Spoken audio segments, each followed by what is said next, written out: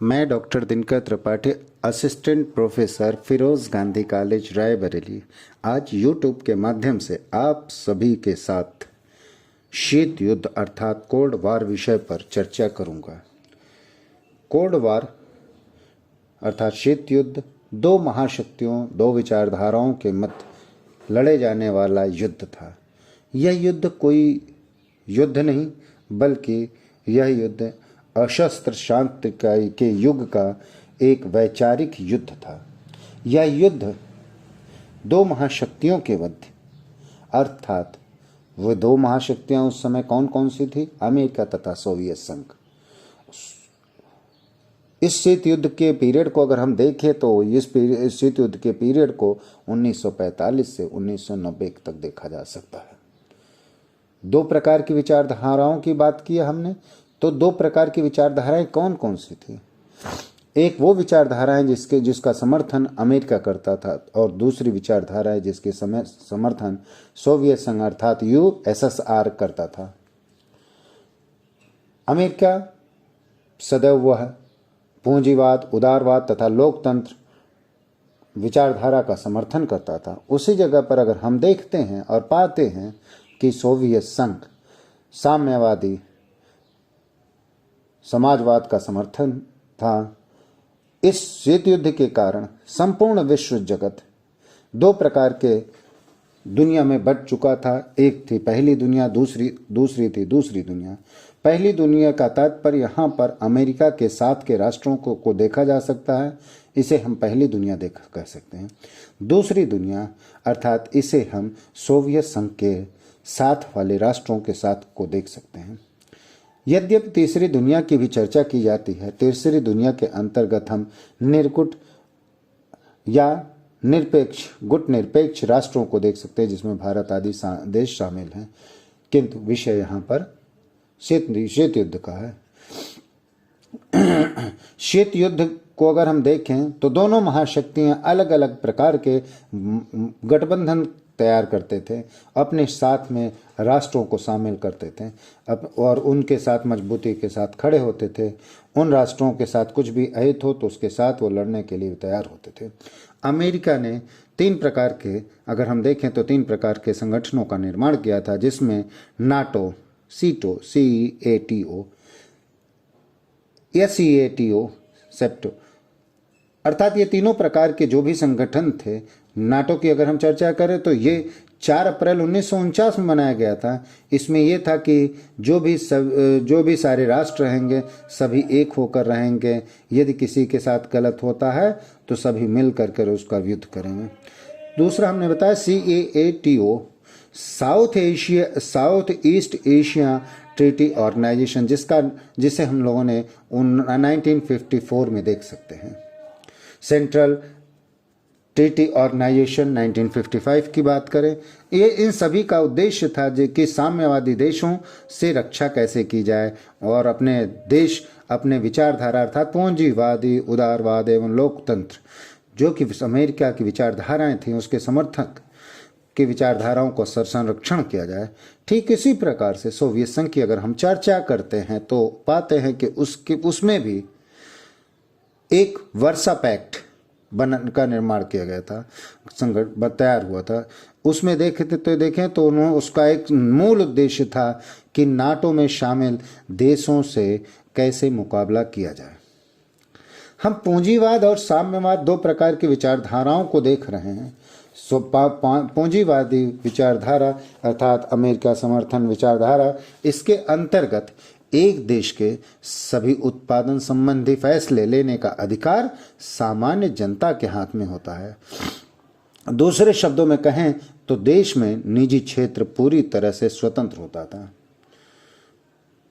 वहीं पर अगर हम समाजवाद की बात करें, सोवियत संघ की व्यवस्था को देखें तो इस व्यवस्था में एक देश के सभी उत्पादन संबंधी फैसले लेने का अधिकार मुख्य रूप से सरकार के हाथों में होता है।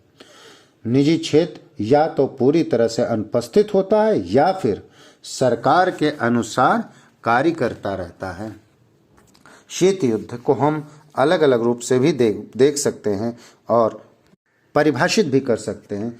Cold war is a negotiations of shooting war there, the preparation for building the gap between the two and more countries presents.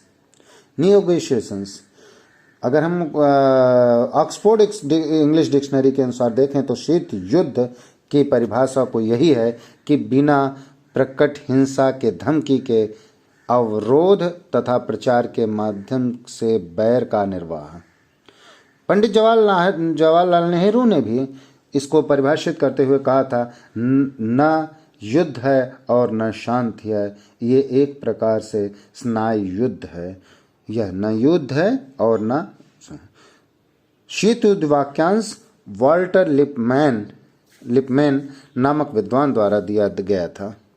शीत युद्ध के संबंध में KPS मेनन का कथन है कि शीत युद्ध जैसा कि विश्व ने अनुभव किया है, दो विचारधाराओं, दो पद्धतियों, दो गुटों, दो राज्यों तथा जब वह अपनी पराकाष्ठा पर था, दो व्यक्तियों के मध्य दृढ़ संघर्ष था। विचारधाराओं तथा पूंजीवाद और साम्यवादी पद्धतियां संसदीय लोकतंत्र जनतंत्र और जनवादी जनतंत्र दोनों प्रकार की, या बुर्जुआ वर्ग सर्वहारा वर्ग की तानाशाही गुटों में अगर हम देखें तो नाटो वार्सा के पैक्ट के, इन सभी के मध्य को हम देख सकते हैं। ग्रीव के अनुसार शीत युद्ध शत्रुतापूर्ण संबंधों को गर्म युद्ध में परिवर्तित किए बिना इस युद्ध शीत युद्ध के वैचारिक घृणा, राजनैतिक अविश्वास, कूटनीतिक जोड़ तोड़, सैनिक प्रतिस्पर्धा, जासूसी, मनोवैज्ञानिक युद्ध और कटुतापूर्ण युद्ध संबंध के रूप में प्रकट होता है। D.F. फ्लेमिंग ने अपनी पुस्तक the cold war and its origin में कहा है कि शीत युद्ध एक ऐसा युद्ध है जो युद्ध क्षेत्र में नहीं बल्कि मनुष्य के मस्तिष्क में लड़ा जाता है तथा उसके द्वारा उसके विचारों पर नियंत्रण स्थापित किया जाता है। अर्थात हम कह सकते हैं शीत युद्ध का उद्देश्य शत्रुओं को अलग अलग रखना तथा मित्रों को जिताना होता है। अगर हम इस शीत युद्ध के लक्षणों की बात करें तो इसको शीत युद्ध के लक्षणों में हम पाते हैं कि शीत युद्ध में प्रचार का महत्व, बहुत बड़ा महत्व होता है। यह एक प्रकार का वाक युद्ध, मुंह से लड़े जाने वाला युद्ध होता है। यह गर्म युद्ध से भी अधिक भयानक होता है। यह आपसिक सिद्धांतों का नहीं अपितु दो भीमाकार शक्तियों सोवियत संघ तथा अमेरिका का संघर्ष था। शीत युद्ध के दायरे की बात अगर करें, अर्थात दो महाशक्तियों के मध्य युद्ध हो जाएगा पर युद्ध नहीं हुआ, अर्थात उस पीरियड की बात करें तो हम कई उसको देख सकते हैं तो पाते हैं कोरिया संकट जो 1950 में हुआ था, उसको हम अगर देखें तो यह भी शीत युद्ध के एक महत्वपूर्ण रूप में रहा। बर्लिन के नाकेबंदी 1948 को देखें तो इसको भी हम उसी रूप में पाते हैं। क्यूबा मिसाइल संकट 1962 को भी देखें तो वो भी इसी रूप में हमें प्राप्त होता है कि शीत युद्ध के दायरे के अंतर्गत। वियतनाम में अमेरिका का हस्तक्षेप जो कि 1954 से 75 तक रहा। अगर हम देखते हैं हंगरी में सोवियत संघ का हस्तक्षेप तो 1956 की उसके भी चर्चा को हम देखें तो प्राप्त कर सकते हैं। प्रश्न ये उठता है कि जब दो महाशक्तियां तो उन्हें फिर गुटों का निर्माण करने की आवश्यकता क्यों पड़ती है कि छोटे छोटे गुट राष्ट्रों को मिला करके एक महागुट की तैयारी की जाती है और बनाया जाता है। तो इस गुटों का निर्माण करने का कारण यह रहता है कि पहला अगर हम देखें तो महत्वपूर्ण रूप में पाते हैं कि उसके महत्वपूर्ण संसाधन, छोटे राष्ट्रों से उनको महत्वपूर्ण संसाधन प्राप्त हो जाते हैं, जैसे खनिज चीज़ें आदि को देखें। दूसरे बिंदु के रूप में देखें तो गठबंधन के माध्यम से उन्हें सैनिक ठिकाने प्राप्त हो जाते हैं जिसकी मदद से वो युद्ध आदि करते हैं। भूक्षेत्र प्राप्त होते हैं जिनके माध्यम से वो नज़र रखने के लिए मदद मिलती है। आर्थिक मदद मिल जाती है, लेकिन इसके पीछे भी यह सोचने का विषय है कि जो भी राष्ट्र उन गुटों में शामिल होते हैं तो वो क्यों होते हैं, उनके लिए क्या फ़ायदे होते हैं, तो पहला उनको ये दावा किया जाता है, उनकी सुरक्षा की का दावा किया जाता है और वादा किया जाता है और जिम्मेदारी ली जाती है सुरक्षा की।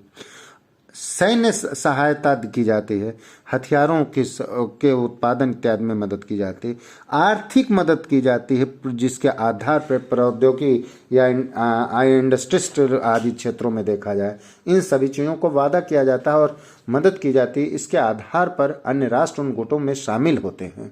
निष्कर्ष रूप में हम देखें तो अंतर्राष्ट्रीय राजनीति पर शीत युद्ध के प्रभाव क्या पड़ते हैं। तो पहला कि संपूर्ण विश्व जगत द्विध्रुवी विश्व व्यवस्था में विभाजित हो जाता है। दूसरे रूप में देखें, आतंक और अविश्वास के दायरे में बहुत ज़्यादा विस्तार हो जाता है। कभी भी कहाँ भी किसी भी स्थिति पर युद्ध की संकट, या एक प्रकार से हम कह सकते हैं कि निलंबित मृत्युदंड के युग को भी कहा जा सकता है। तीसरे बिंदु में अगर हम देखें तो आणविक युद्ध की संभावनाएं बन जाती हैं।